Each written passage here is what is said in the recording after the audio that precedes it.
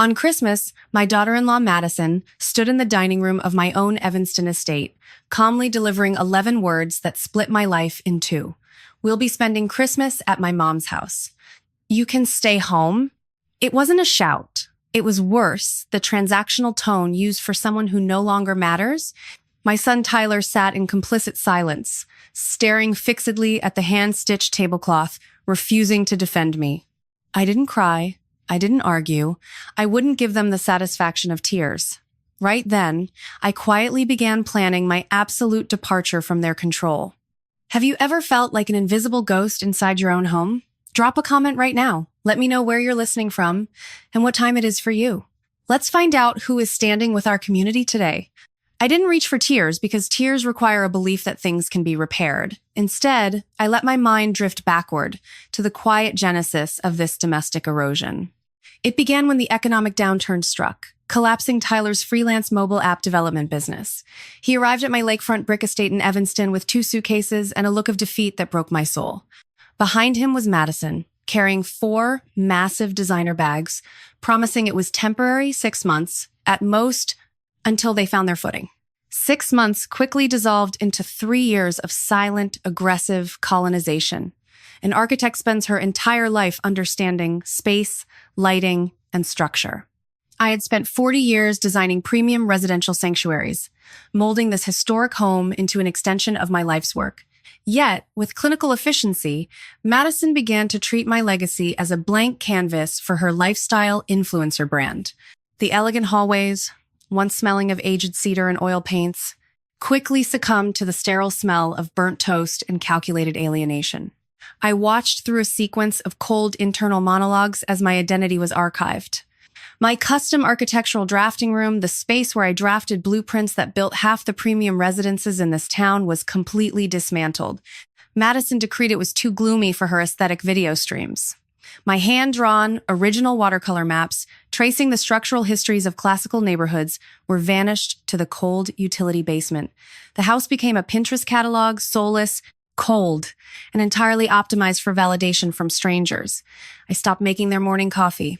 I became the silent investor in their version of family, a living ghost moving through my own rooms on tiptoe. The quiet invasion escalated from structural space to emotional desecration. I came home one afternoon to discover that my mother's silver and rosewood storage chest, a handcrafted heirloom with an authentic raw value of $18,000, had been removed from the library. Madison didn't even look up from her phone when she told me she had liquidated it on a local social media marketplace for a pathetic $900. She claimed she needed immediate liquidity to process corporate payroll for her influencer agency. She didn't offer an apology. She offered a shrug, as if she had freed me from a piece of useless dust. The physical vandalism of my lineage didn't stop there. Days later, Madison hosted another promotional gathering in my formal dining room. I watched from the stairs as my antique baccarat crystal stems, genuine pieces valued at $250 each, were casually knocked off the counter during a clumsy setup. They shattered against the hardwood floor. Nobody gasped. Madison simply swept the priceless remnants into a plastic trash bag like generic glass, making a passive-aggressive comment about how old things are inherently fragile and impractical for a modern household. That was the exact moment something inside me shattered, too. But it wasn't a fragile break. It was a cold solidification. I retreated to my private room, locked the door, and completely exited the paralyzing fog of compliance. I realized I had been caught in the trap of abusive normalization. When you love a child, you slowly stretch your boundaries to accommodate their flaws, mistaking systematic disrespect for mere youthful pressure. This was a psychological survival freeze response, a state of learned helplessness where I allowed myself to shrink because I was terrified of total isolation. I had normalized their cruelty to protect my heart, but in doing so, I had funded my own destruction. I sat at my mahogany desk, opened my laptop, and stripped our relationship down to an unyielding financial balance sheet. This wasn't family drama anymore. It was forensic accounting.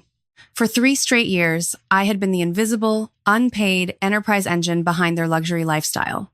I pulled up every automated utility bill, every property tax statement, every corporate credit line Madison had drained under the guise of an economic crisis. My fingers moved with surgical, clinical precision across the keys. I added up the grocery accounts, the premium gas cards, the medical copays, and the payroll cash advances.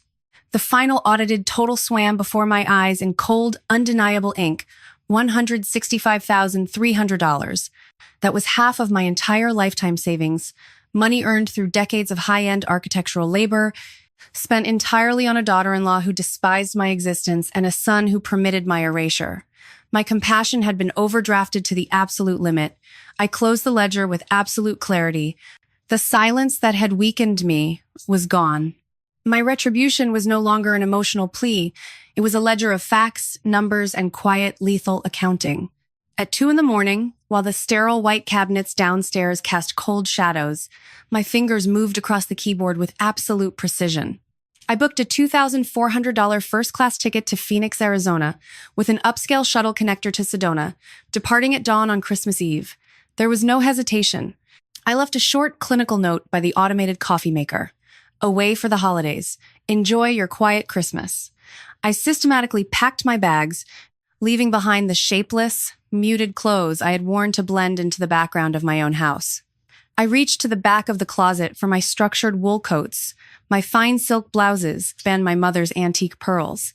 I wasn't just packing fabric. I was packing the woman who existed before the silence took her voice. Leaving Evanston behind felt like shedding an unnatural weight. When the plane touched down and the shuttle carried me up into the high desert, the suffocating brick architecture of my grief vanished under a boundless blue sky. Sedona welcomed me with its towering crimson cliffs and crisp ancient air. My lifelong confidante, Teresa, met me at her stone sanctuary. She didn't offer empty platitudes. She simply opened her arms, pulled me into a fierce embrace, and let me exhale 3 years of domestic imprisonment. That evening, Teresa introduced me to Gregory, a retired cultural historian and published author who lived nearby. Gregory was 71, with kind, deeply observant eyes that had survived their own share of generational loss. As we walked along the paths tracing the red rock valleys, the desert sun cast long, amber shadows across the stone. Gregory looked past my composed posture and immediately identified the tactical exhaustion written into my expression. He didn't ask for a polite summary. He asked for the truth. I laid it out for him, not as a weeping victim, but as a clinical strategist describing an occupied territory. I told him about the lost architecture studio, the sold heirloom, and the calculated alienation at my own dining table. Gregory listened deeply, looking out over the canyon, and introduced me to the psychological reality of the illusory dominion of the rented lifestyle. He explained that people like Madison build entire public empires on a foundation of absolute zero. They operate on a delusion of ownership, mistaking a host's quiet generosity for fundamental weakness. Madison's entire lifestyle brand, her high-end aesthetics, and her influencer authority were nothing but a rented shell completely subsidized by my 40 years of unyielding professional sweat. When a parasite mistakes a mother's patience for absolute compliance, they inevitably accelerate their own structural collapse. They forget that the host still owns the ground they stand on. Hearing him map out the hidden mechanics of her greed broke the last remaining shards of my guilt. On Christmas afternoon, Teresa uploaded a gorgeous sunlit photograph of Gregory and me sharing an authentic holiday brunch on the stone terrace. I didn't think much of it at the time, but the digital landscape exploded within minutes. When I finally turned my phone back on, it practically vibrated itself off the nightstand with an onslaught of frantic notifications. There were dozens of missed calls and text messages rolling in like a digital toxic storm. Madison and Tyler had seen the photo. To them, my public smile wasn't a harmless holiday update. It was a profound act of systemic rebellion. They were deeply embarrassed and deeply furious that their silent investor, their invisible cash cow, was openly experiencing joy 2 states away without their explicit corporate permission. I scrolled through the messages with absolute clinical detachment. Madison's texts were venomous and sharp, accusing me of creating an embarrassing public scene at my advanced age and humiliating the family profile in front of her high-end lifestyle clients. Tyler's messages were filled with anxious irritation. He claimed his in-laws were shocked by my erratic behavior, demanding I catch the next flight back to Evanston to sign critical papers for a home equity line of credit. He wrote that my absence was entirely irresponsible.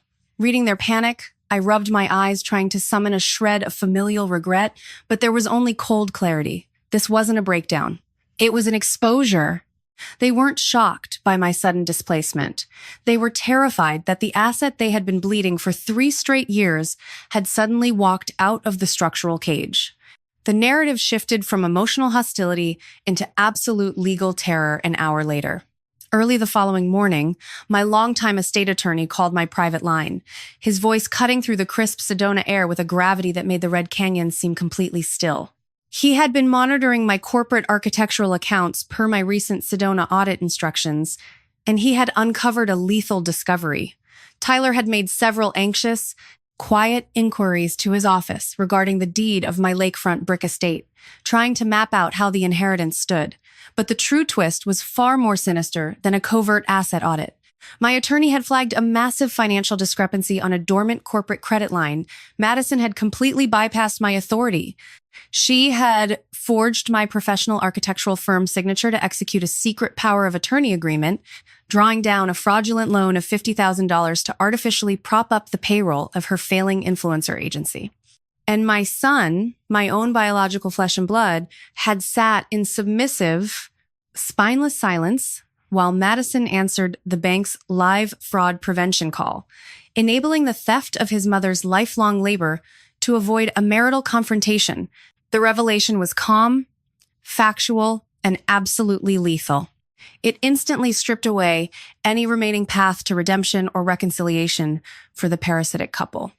I returned to Evanston not as a retreating mother seeking a fragile truce, but as an unyielding sovereign architect stepping onto a battlefield of my own choosing. At precisely 6 o'clock on the dot, I took my place at the head of the dark mahogany table in the formal dining room, the exact structural seat of power I'd been pushed out of for 3 consecutive years. Tyler and Madison were already waiting. Madison sat with her arms tightly crossed, dressed in a sharp beige corporate outfit, her perfectly lacquered nails tapping a rhythmic, impatient cadence against the wood. She immediately attempted a final structural manipulation, flashing a rehearsed lifestyle influencer smile and offering a minor token payment of $500 a month. She framed this insulting pittance as a profound gesture of goodwill, a temporary accommodation for my confusion, while in the very same breath demanding a binding contractual guarantee that the legal title and property deed of the lakefront estate would safely pass to Tyler upon my death. I didn't blink. I didn't let anger raise my voice. I simply opened my leather portfolio and slid the compiled financial ledgers across the table. The objective tracking data laid bare the reality of their parasitic occupation, $165,300 of systemic economic drain, explicitly itemized down to the last utility copay and corporate cardline transaction. Tyler turned an absolute ashen shade of pale as his eyes scanned the balance sheets, a suffocating silence descending over the room like a heavy winter fog. Madison scoffed, opening her mouth to launch into another calculated lecture about familial obligation, but I smoothly cut off her air supply. I placed my phone face up on the table and hit play on a saved voicemail. Madison had arrogantly left on my office line the week before. Madison's raw, unfiltered voice broadcast directly into the high ceilings of the room, clean and undeniable. "You're not going to live forever, Valerie. And when you're gone, this house should go to Tyler. Cancel that appointment with the lawyer. Trust us." The psychological leverage instantly collapsed. Tyler dropped his head directly into his trembling hands, let out a ragged breath, and completely broke into stifled, fractured sobs. For the first time in 3 years, the deep fog of manipulation lifted from my son's eyes. When Madison tried to aggressively yank his arm, commanding him to stand up to me, Tyler spun around with a raw fury that froze her completely in her place. He shouted at her to shut up, telling her she was a monster and that they had treated his mother like a disposable burden in her own sanctuary. With factual, lethal finality, I pulled out the closing documents drafted by my legal team. I placed the formal 30-day eviction notice alongside the certified bank fraud reports, documenting the $50,000 signature forgery directly in front of Madison's pale face. I told them that the era of my exploitation was over. The eviction notice was non-negotiable. They had exactly 30 days to vacate my property before the sheriff escorted them out, and any future occupant of this house would have to pay a strict $5,000 monthly market lease to my trust. Madison grabbed her designer purse and stormed out, slamming the grand front door. The legal and social fallout for Madison was swift, clinical, and absolute. When the banks processed the forensic signature audit, the $50,000 fraudulent loan line was immediately frozen, exposing her agency's empty corporate shell. Her premium influencer image shattered under the weight of local notoriety. Her high-end lifestyle accounts went completely silent, as former clients quietly distanced themselves from a documented white-collar investigation. Madison packed the remaining shards of her designer luggage and slunk away into a bitter, isolated reality of her own creation. Tyler, for the first time in his 35 years, chose the brutal discomfort of radical accountability. He voluntarily signed the eviction forms and moved into a modest studio apartment in downtown Chicago. He didn't ask me for a single dollar of financial assistance. Instead, he threw himself into mobile app development, using his own labor to pay his lease, and enrolled in intensive therapy to reconstruct the voice he had permitted a predator to erase. Our weekly Sunday dinners became a sacred ritual of mutual restoration. We discussed his emotional progress, his small victories, and the slow, steady reconstruction of a true adult character. Back in my lakefront estate, the structural architecture of my life was restored to absolute permanence. Working with my estate attorneys, I locked the entire property into an ironclad, irrevocable trust. I established a life estate for myself, adding a mandatory $5,000 monthly market lease parameter for any future occupant to ensure no parasite could ever exploit my sanctuary again. Piece by piece, I reclaimed my physical domain. I brought the original architectural watercolors and blueprints up from the cold utility basement, rehanging them along the sunlit hallways. The house wasn't just clean, it was alive, breathing with a profound, unyielding peace. Looking back on the suffocating winter of my compliance, I have come to realize that some of the most dangerous prisons are the ones we build for ourselves out of family loyalty. We routinely mistake a child's systemic entitlement for mere pressure, swallowing our own voices until we become invisible ghosts in our own lives. But biological relation does not grant automatic access to your lifetime of labor, nor does it demand the sacrifice of your basic human dignity. Forgiveness isn't always about repairing a broken bridge. Sometimes, it is the clinical act of setting boundaries to set yourself completely free. If you find yourself carrying the heavy, invisible scars of domestic exploitation, remember that choosing yourself is not an act of malice or selfishness, it is an act of absolute psychological survival. If Valerie's awakening resonated with the hidden scars in your own life today, support our channel by leaving a like. Write your city or country in the comments below so I can welcome you directly into our circle. Share this message with one soul who needs the courage to speak up, and subscribe to refuse the silence. Until our next chapter, guard your peace, protect your dignity, and remember your voice is the ultimate inheritance.